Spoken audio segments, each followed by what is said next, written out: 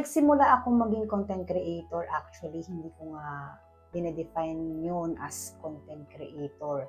Dahil after pandemic, naglabasan na.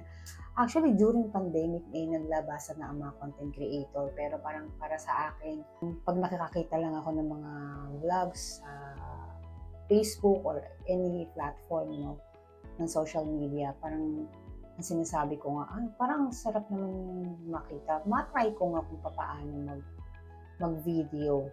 Yung first vlog ko, kung natatandaan ko yun, sa YouTube pa ata yun, no? Kumakain ako doon, uminom ako ng soft drinks.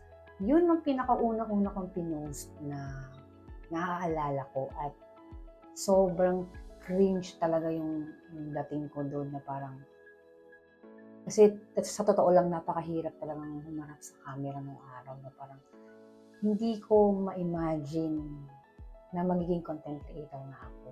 So parang yung the first day pa lang na nag-post ay content creator na yun. Pero syempre napaka-broad nga ang pagko-content no, ng pagiging content creator. And sabi nga nila, hindi lahat ay nagsisimula na magaling. No? So ibig sabihin, nagsisimula ka sa hindi ka kaganon kagaling hanggang gumaling ka ng gumaling at maging expert ka na.